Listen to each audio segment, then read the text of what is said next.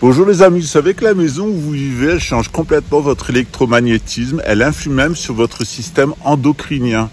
Elle peut influer sur votre niveau de testostérone, de progestérone, elle peut dérégler votre thyroïde. Il y a des maisons qui sont à proprement parler pathogènes et il y a des maisons qui sont à proprement parler favorables à la vie. Eh bien, c'est ce qu'on va voir aujourd'hui. On va même en faire un cours, figurez-vous. Le dimanche 3 novembre, nous aurons un cours de gnose maçonnique. Qu'est-ce qu'on va apprendre dans un cours de gnose maçonnique? Eh bien, on va apprendre les règles de la construction.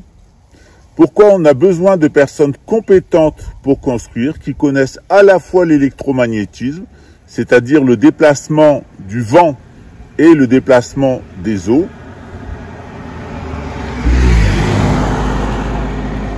Chez les Chinois, c'est ce qu'on appelait la science du Feng Shui. Feng en français, c'est le vent. Et Shui Hui en chinois, c'est l'eau.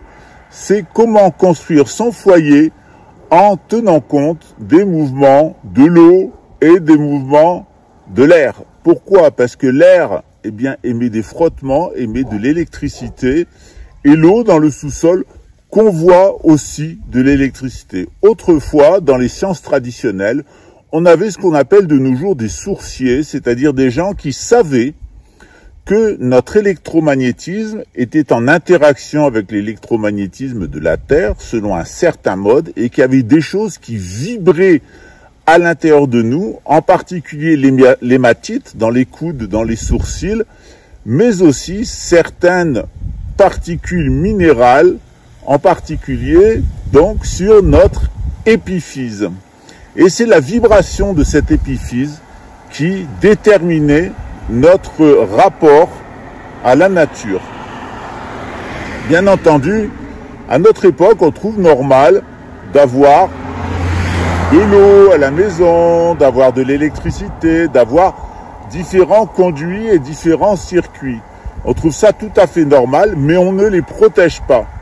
Les circuits ne sont pas protégés. Donc, je vais vous apprendre comment ça fonctionne en théorie, comment ça fonctionne en pratique, comment vous pouvez diagnostiquer votre maison, par quels moyens, quelles sont les conséquences pour votre bien-être. Est-ce que c'est bien d'avoir un téléphone fixe sans fil? Est-ce que c'est bien, d'avoir un téléphone portable? Est-ce que c'est bien d'avoir le Wi-Fi? Est-ce que c'est bien d'avoir une maison carrée, ronde ou triangulaire? Tout ça, je vais vous l'apprendre et je vais vous expliquer comment ça fonctionne. Je vais aussi vous expliquer comment fonctionnaient autrefois les lieux sacrés. En effet, nos anciens ont systématiquement construit aux mêmes endroits, tantôt des mégalithes, tantôt des temples grecs ou romains, tantôt des lieux de culte gaulois, ensuite des lieux de culte visigoths, et puis des églises chrétiennes, et quelquefois même des temples maçonniques. Comment ça fonctionne? Pourquoi est-ce qu'ils ont fait ça? Quelle est l'incidence sur notre santé, sur notre bien-être, et même sur notre contenu mental? Eh bien, c'est ce qu'on va faire dans notre cours du 3 novembre.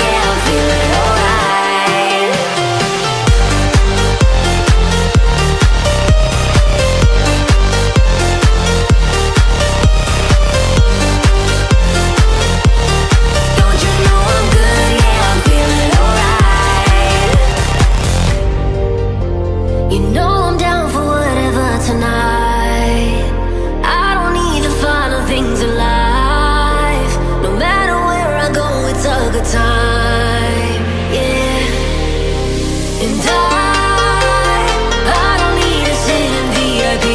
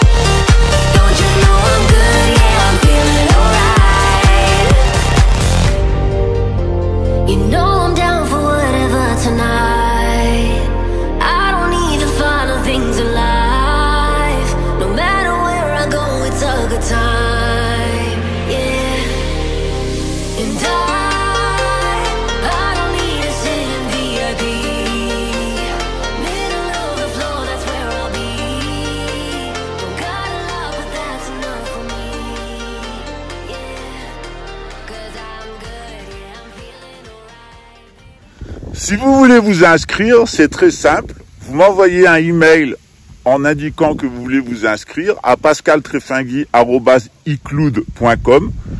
Plus simple que iCloud, il n'y a pas. C'est la boîte internet, la boîte email de Apple, pascaltrefingui@icloud.com, ou sur WeChat, ou WhatsApp, ou Blue Sky, ou Facebook. Vous pouvez m'envoyer un message au plus 55 21 97 967 93 77 77, comme on dit chez les voisins, qui parlent juste d'ailleurs. Donc dans ce contexte, dans votre cas particulier, je vais vous donner les clés de la science sacrée. C'est ce qu'on appelait autrefois le Royal Heart. Généralement, il y a des gens qui se croient très intelligents, mettant un petit commentaire. Mais la franc-maçonnerie, c'est satanique et luciférien! Eh oui, mais maintenant, la vie de l'Église et la vie de la maçonnerie n'ont pas commencé au 19e siècle. Donc entre les cathos du 19e siècle et les francs-maçons du 19e siècle, c'est un débat qui est un petit peu lassant quand on sait ce qui s'est passé avant. Et ce à quoi je vous invite, eh bien, c'est justement à découvrir ce qui s'était passé avant. C'est pas piquer des vers. À l'issue de ce cours, on parlera évidemment de psychotronique. Parce que, avec les moyens actuels de la science, avec surtout les moyens techniques, il est possible, même dans un lieu où le feng shui est mauvais, même dans un lieu qui est électromagnétiquement complètement défavorable, d'améliorer ce lieu avec des moyens techniques. Mais on peut s'y faire qu'un lieu parfaitement agréable, parfaitement amplifié, où se manifeste la vruve, je vous apprendrai ce que c'est que la vruve, eh bien il est possible aussi de pourrir complètement la vie des gens qui y habitent. Ça, c'est pas sympa. C'est ce qu'on appelle la psychotronique policière, celle qui vous transforme en targeted individuel, en targeted individuel, comme on dit à Marseille, c'est-à-dire en individu ciblé. Vous voulez en savoir plus? Vous voulez percer les secrets des mégalithes, des églises, des temples, les secrets de la franc-maçonnerie, la vraie, pas la luciférienne. Vous voulez savoir pourquoi ici, dans notre éco-village, il y a un choix qui a été fait avec des habitats en fer, quelles sont les conséquences et pourquoi ils ont été mis à la terre. Parce qu'en réalité, quand on construit sa maison, il y a une chose dont on doit se préoccuper, c'est le rapport au ciel et le rapport à la terre. Exactement, le rapport à la terre, c'est le rapport à l'eau, le shui, et le rapport au ciel, c'est le rapport à l'air, le feng. On revient toujours sur des histoires de feng shui, et vous verrez que c'est assez simple à comprendre, c'est très caché, ça s'appelle le Royal Heart, l'art royal, et que finalement, c'est pas aussi chinois qu'on le croirait au premier abord. Maintenant que ce sujet est traité, eh bien nous allons rentrer à la maison pour discuter d'une autre maison possible pour nous, ou en tout cas des gens qui vont peut-être venir d'ici peu, d'une autre maison. Cette maison, c'est la planète à cartes. C'est vraiment une longue histoire que je vais vous raconter maintenant.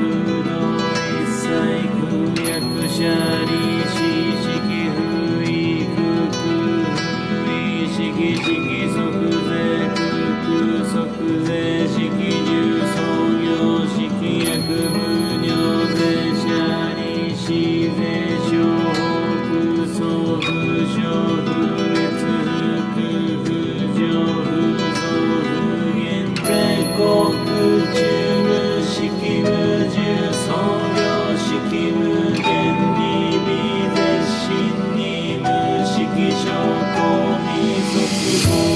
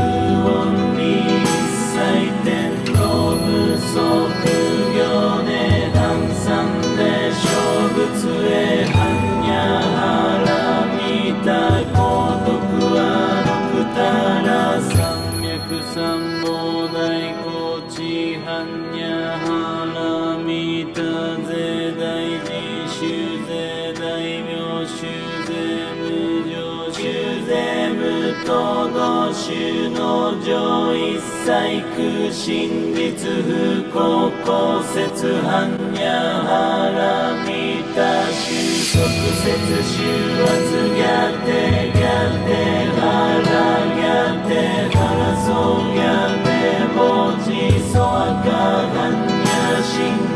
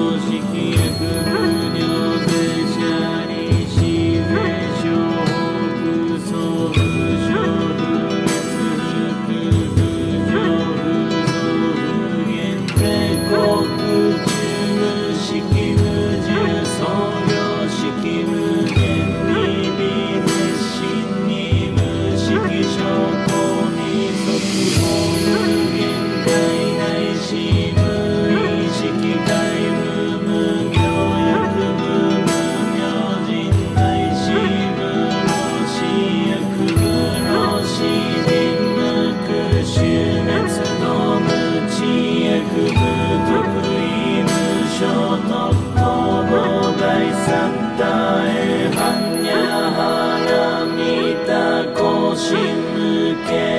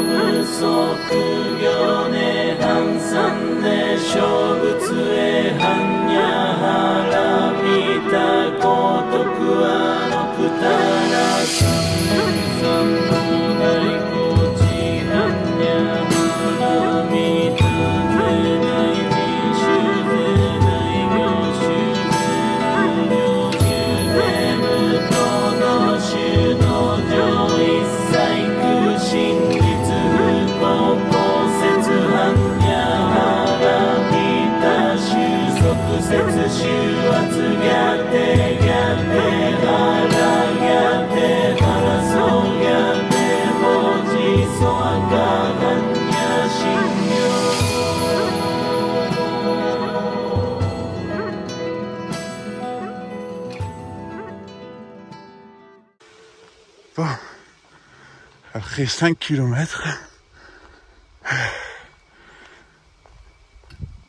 voilà la planète à carte.